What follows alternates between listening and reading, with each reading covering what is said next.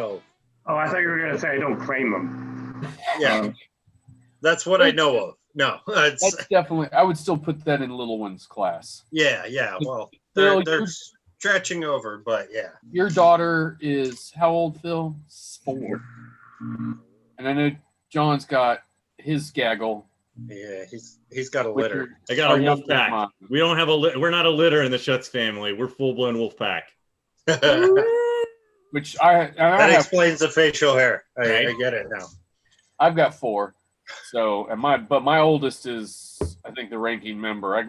My daughter's a sophomore at UPenn. Oh wow. Your daughter was in my arms when you moved to Rock Hill. Yeah.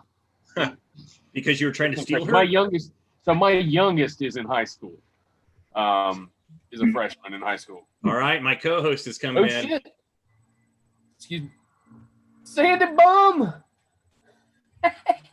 She's here. What's up, guys? Okay, cool. So, Tony confirmed that he'll probably come in late. Cheers. People never story about me and Tony. Tony and I don't know each other, but I worked with a dude in a scene shop in Chicago that he later worked for as a tech director in Tennessee. You guys were talking about that in Thread. Like, that's funny how there's this weird connection between the two of you. I just want to make it clear that I was not a shop assistant. Schutz sent me this Zoom link because we've been talking about the Friends of 220 thing. So that's why I'm hanging out with you guys. You were a morale booster. Oh, well. Cheerleader. I spent a lot of time in the shop, but that's that was the place to be. Yeah. We're here to show just how catty a shop can be, just like on stage. Yeah.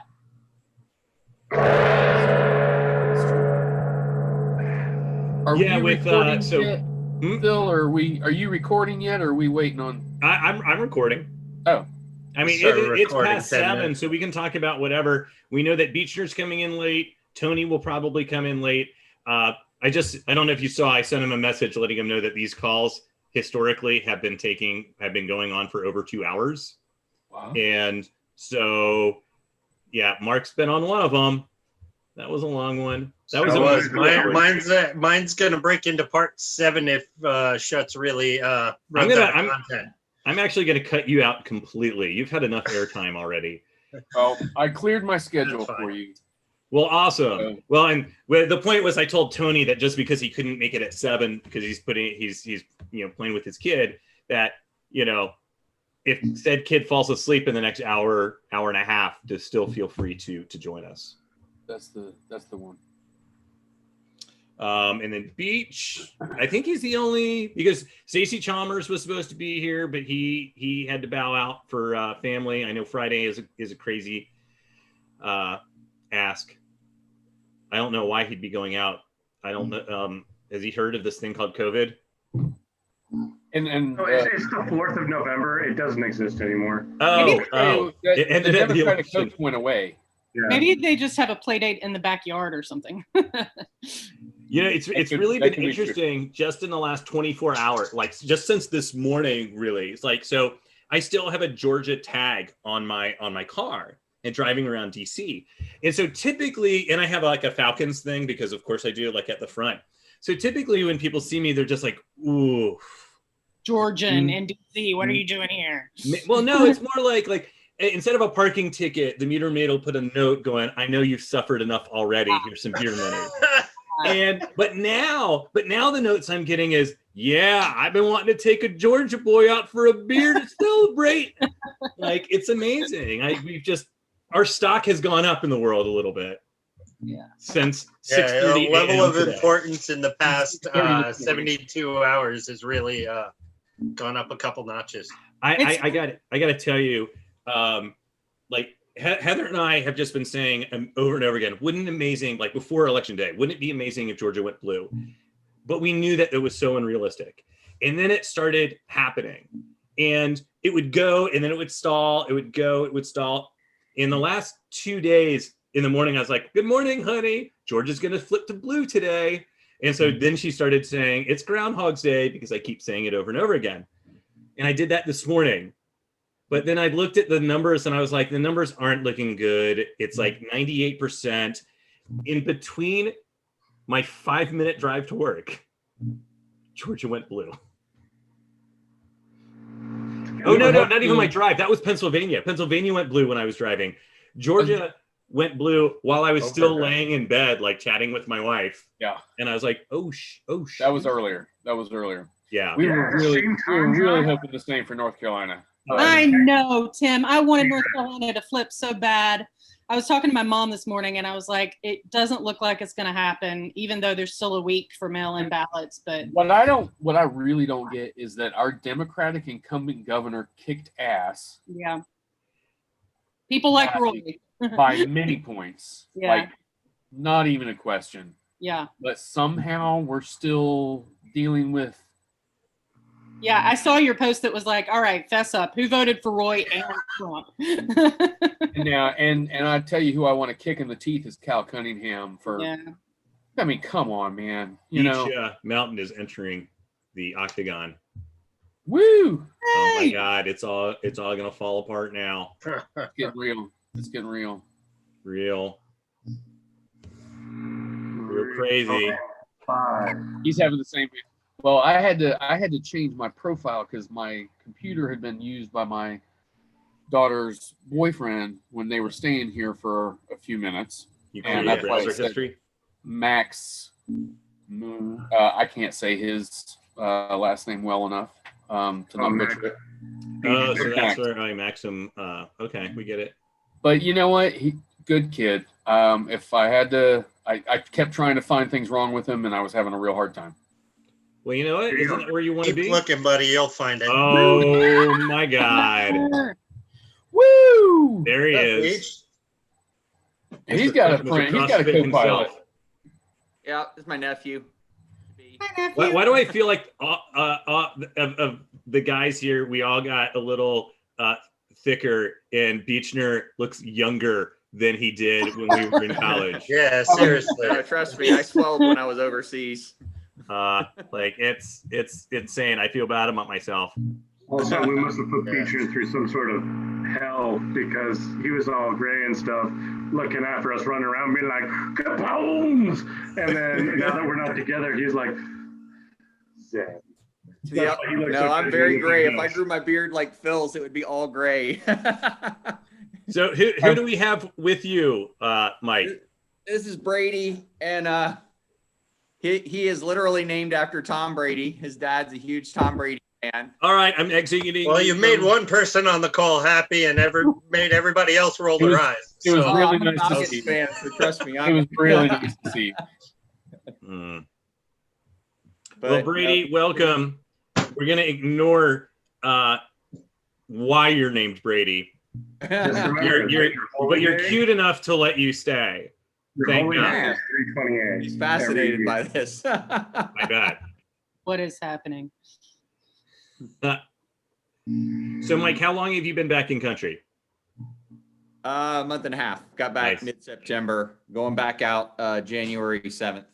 Okay, so you're good. Good, you're here through the As holidays. current schedule goes, always subject to change, but that's perfect. Yeah, I get it. And then only Kuwait this time. I think I'm done with Afghanistan. We'll see. But going to Kuwait, going to hang out there for 3 months, and then hopefully back to a normal schedule, 3 on, 3 off. We'll see. Still got I've got a student that just came through that's in Kuwait. What's that? I got a student that came through. So I do new hire training, and I have one that went out to his first tour in Kuwait. So I might he's over at the embassy. I don't know if you ever see any of the embassy folk. I don't know. This is a first trip for me. I'll be on Ali Al-Salam Air Base. Okay. But, I've only been to Bagram so far with this job. That's been my location, and then got moved around because Rona it's got people shifting all over. So I'm just going where they tell me. Right. It's an interesting job. I'm a logistician, so essentially I'm kind of a combo TD and stage manager. You know, herding cats. Yes. Feral cats. Giving feral cats a gasoline enema. Pretty much. Herding cats and stumbling my way through Excel spreadsheets. Isn't it kind of funny how we all can? I'm saying we all. really, I'm going to identify with what Mike just said, is I jokingly say that the things that I teach for State Department, it's stage management for diplomats. Yeah. Because there's so many things that like we're used to from back when we were in college together that directly apply to like my normal job. It's just slightly different focus. Yeah. Well, No, it's funny. My first government contracting job, I got hired because on my resume, they saw that I'd built movie sets and theater sets. And they're like, oh, we have a wood shop where we build crates to send electronics out. So we can use you there. So you're hired, basically. Well, that's what you were doing when I came up for Alan's retirement. Well, yeah, that was my second job as a contractor, basically. Yeah. And it was kind of the same thing. They saw that same thing on my resume that I built, crates for shipping electronics and whatnot as part of a shipping or receiving job. And yeah, it's kind of funny. Yeah, my theater degree actually proved itself useful just in a different career field. I think there's a widely held perception, and it's a true one, that theater people can pretty much do anything. It's like anybody who knows what theater people do are like, okay, it's cool, you'll be fine. Throw them in. Well, I mentioned that on the last call that went on for a while. I said it's like I find myself working since then in other industries. I mean, I run a store and shop right now, and I'm just like, with the people that have come through to work through there, I've got a really good team now. Because I found two people who had worked in a scene shop with me before to come in, because there's like times where people are like, oh, there's no way we can do this. And I'm just like, I know there's a way to figure this out. I just need to I need more theater people. Because we don't give up. It's not something not being able to be achieved is not really. The show must go on. It's not really an option. It's just figure it out until you figure it out, Entertainment production people are, it's funny how often I fall into a situation where there's comparisons to the military, from the communication to the organization to the hierarchy. When you're out in public and somebody tells you something and you say, yeah, copy that. And they're like, oh, were you, no, I'm a stagehand. No, I've just spent 3 years of my life cumulatively with a comm set on my head. But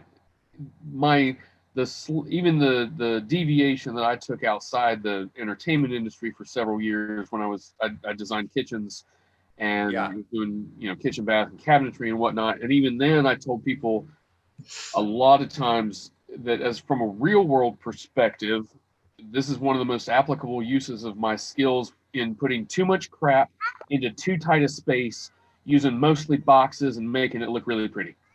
Yep. Hell, we could have used you a few months back, Tim. We're in the middle of a kitchen remodel now and just had new put in.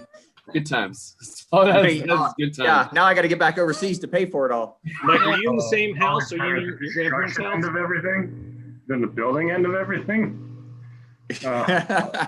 Yeah, I'm still in the same house, John. My fiance and I just decided to do some remodeling. So whole kitchen, and then we converted one of the bedrooms into a master bath and closet. So I did a lot of framing stuff on that, but we hired out for the water stuff. I don't mess. Are you still down in Charleston Beach? Yeah, I'm on James Island actually. Okay. Yeah, I bought my grandparents' house about 8 years ago when they were nice. Just we had to sell it, and the market was still distressed. So what they were telling us to get for it, I was like, well, hell, I'll buy it for that. So I used my VA loan and been there ever since. Fantastic.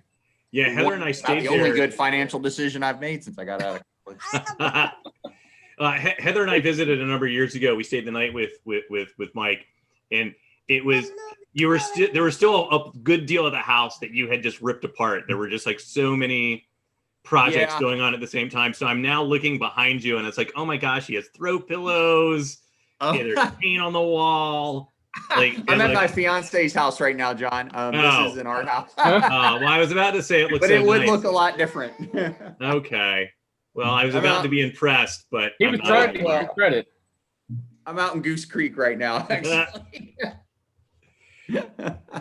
Sandy, on something you said about like there's a widely known thing about theater majors and being adaptable. When I was working for the county in Georgia doing cultural affairs, I'd gotten to a point where I had progressed as far as I could with the division until my boss retired in 10 years. And so I had applied for this other job that there was the internal communications director. So I knew it was a stretch, but they worked directly with on air of the county television station, which I was already doing a show with cultural affairs on it at the time. They all knew me. And you had to maintain the intranet site on what at the time it was Front Page was the program that Microsoft had, which I knew how to do. Yeah. The two wildly different skills that was required. So I applied and I didn't get an interview. And so many people that knew me were like, why didn't you interview John Paul? He knows how to do these two things. And it was the director of HR who was the report for this. And he said, well, he's got a theater degree. Like, how could he be qualified for this? And everyone was like, you have to interview him. So it turns out no one that applied was qualified because they didn't have both skills. So they had to reopen it. So I reapply and he interviews me. Basically because he has no choice. That's the best way. Right? And so then it was 3 days before Christmas. He calls me personally and he's like, hey, I want to call you. I want to thank you for interviewing. You know that the second round is us inviting people in to do a test on their proficiency with the website system. We had 7 people apply. We interviewed 7. We're going to invite 6 people back for this next stage. And unfortunately, we're not going to invite you back. I was like, you asshole. He was just being obstinate at that point. But I thought to myself, and so then I found out because I knew people that worked in HR in the training division. So it's kind of funny that now I'm doing training at State Department level. And they heard him say that I have a good thing going on with cultural affairs, and that's as far as my career will go with my theater degree. Interesting. Wow. Yeah. So that's when I decided that, if the head of HR in the county that I work for isn't able to see what we as theater majors are capable of, then I guess I'm just going to have to widen my net. Yeah. And State Department hires 3% of the people that apply. And I got in first try. And when I went to have my exit interview, I made sure I went by Tony's desk to say goodbye. Goodbye, Tony. Yeah, it was weird, that whole process, because it's like HR people should be able to see these things. And Sandy, I think you made a great point that I think most HR people do see the diversity of skills that theater people have. This guy just didn't. It's really weird how little people understand of it. I mean, from what I've seen.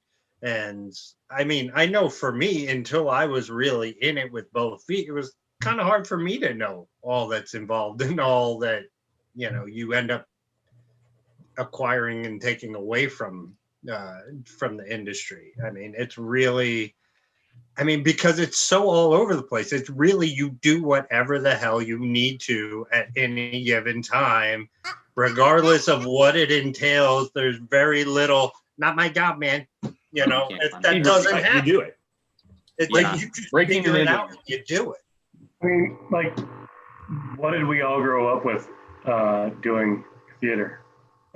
Some crazy, stupid ass director going, I want this crazy, stupid ass thing.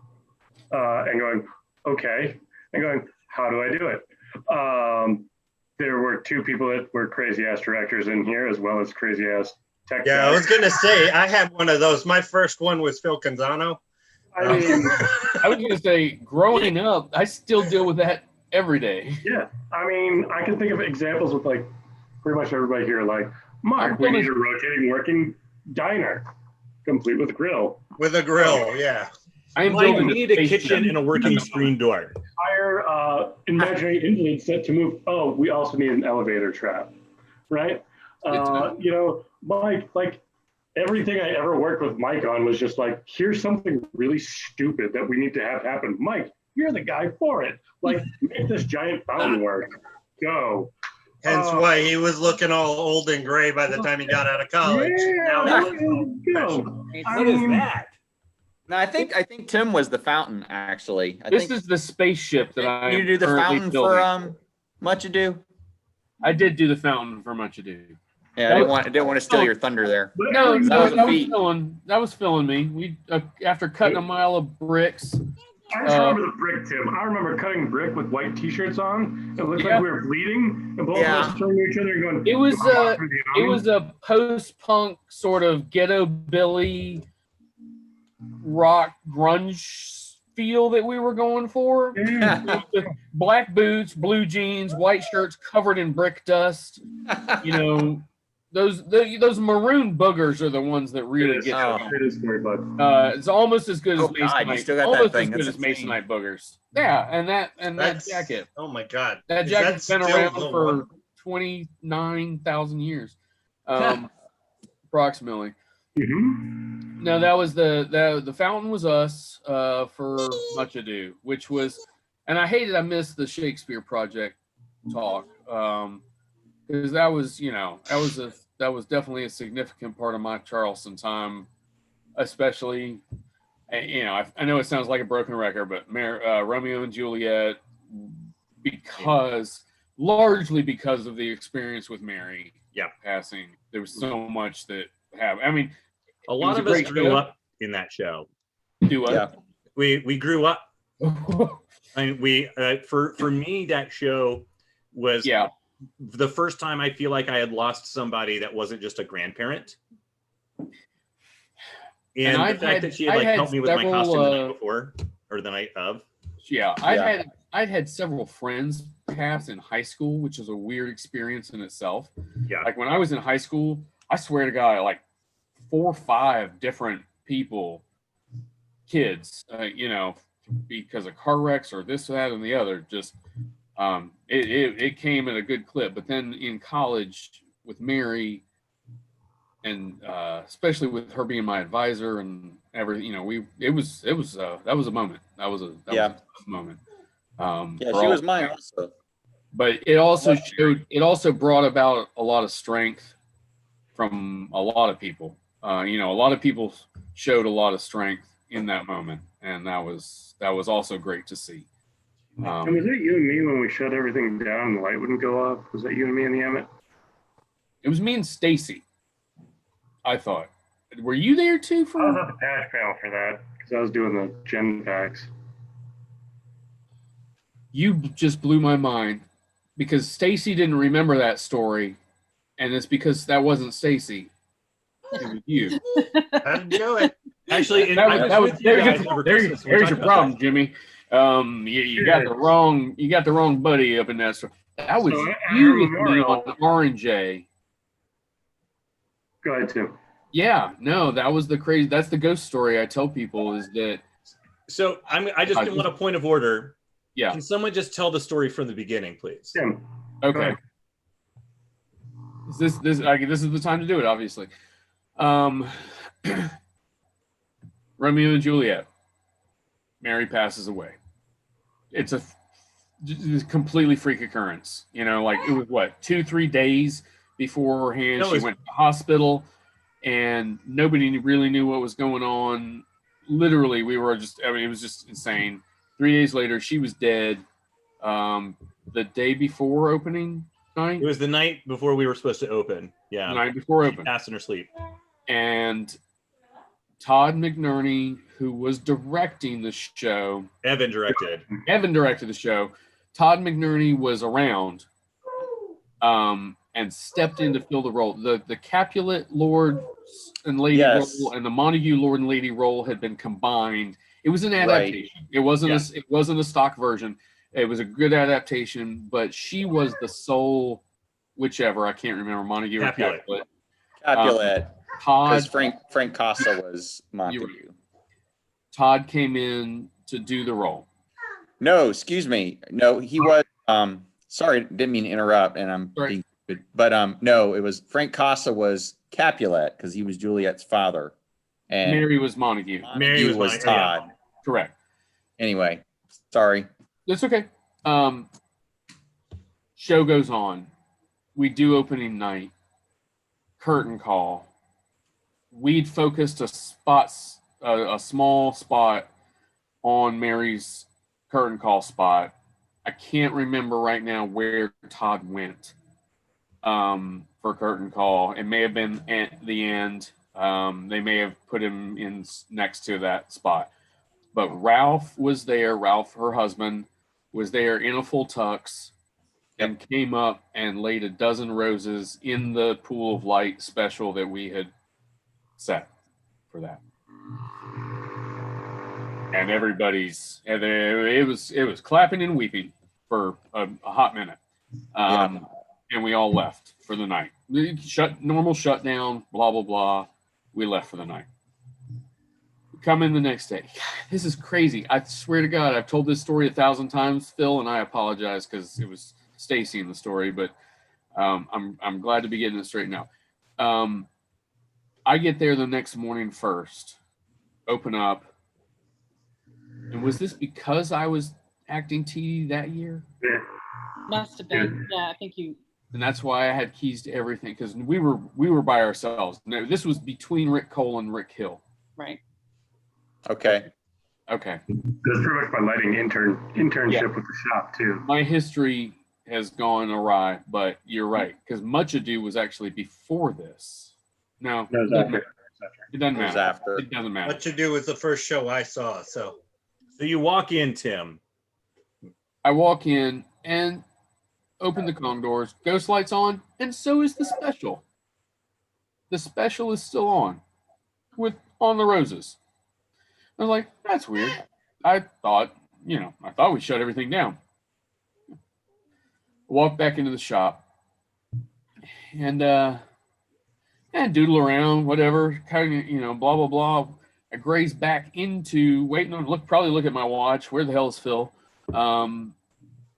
Go back into the stage. Now about half of the instruments are on over the stage. This is crazy. So I walk back into the shop and I go into my office and I call Phil because I think you had an early cell phone at the time and you were probably stopping by Smoothie King on your way in. Or no, I'm sorry, Planet Smoothie at that time. Yep. And I probably said, get me a Zeus juice and throw a mini bottle of vodka in it if you have a chance, because I need you to get your ass over here now.